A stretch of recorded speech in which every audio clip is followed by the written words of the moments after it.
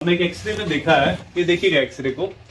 एक तो इनका नेक जो है वो सीधा नहीं रहता था, बिल्कुल टिल्ट रहता था, प्लस में इधर काफी ज्यादा गैप रिड्यूस हो चुका है। एमआरआई में एग्जैक्ट हम देख पाते C6 C7 पे तो काफी ज्यादा रिड्यूस है। और अगर हम इनकी रिपोर्ट की बात करें तो इसमें भी इनको स्ट्रेटन कर्वेचर बिल्कुल स्ट्रेट है और डिस्क स्पेस आपका यहाँ तक कम है। चलिए, ये तो एक्सरे है, एक यहाँ से पता लग गया कि इनको प्रॉब्लम क्या थी। पेशेंट से खुद से पूछते हैं कि उनका क्या हाल था, किस अवस्था में वो आए हमारे पास।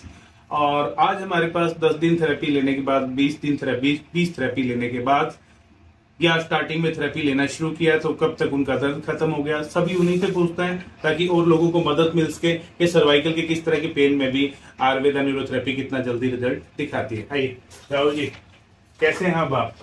मैं बिल्कुल ठीक हूँ अभी।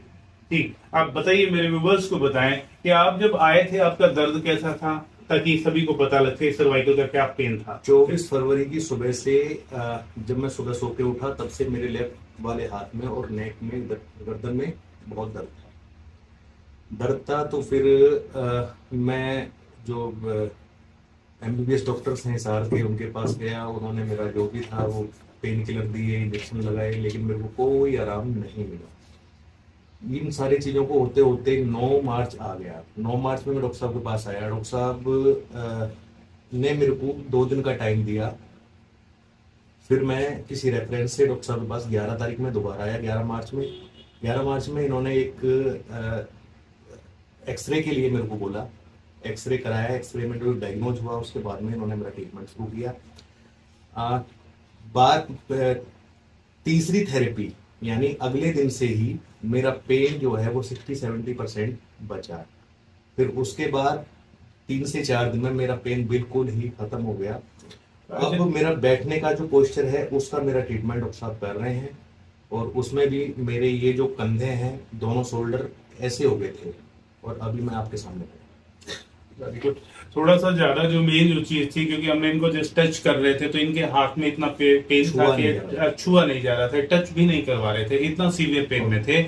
और दूसरा जो है, हमारे पास इनका एक्सरे नहीं है। जब ट्रीटमेंट करते हुए पता लगा कि इनका जो लंबर पोर्शन वहां भी स्कोलियोटिक डिफॉर्मिटी है, इनकी स्पाइन एक तरफ बेंड होती जा रही है और नेक में भी थोड़ी सी कॉम्प्लिकेशन थी बेंडिंग की, इनकी वजह से इनके कंधे ऊपर नीचे थे। तो थोड़ा हमने इस चीज को मैनेज कर दिया, बट स्कोलियोटिक डिफॉर्मिटी में कम से कम 3 से 4 महीने पूरी तरह इंप्रूवमेंट में लग जाते हैं। बट पेशेंट इस समय दर्द से मुक्त है, दर्द नहीं है, बिना किसी गोली के, बिना किसी दवाई के, बिना किसी इंजेक्शन के। और बिल्कुल मैं डिप्रेस्ड था पिछले कई दिनों से। वो भी मेरी जो डिप्रेशन वाली या जो माइग्रेन वाला था वो भी मेरा बिल्कुल ओके। हाँ, ये डिप्रेशन की दवा ले रहे थे, कभी ये सोचते थे कि इनको हार्ट की प्रॉब्लम है या कुछ और है।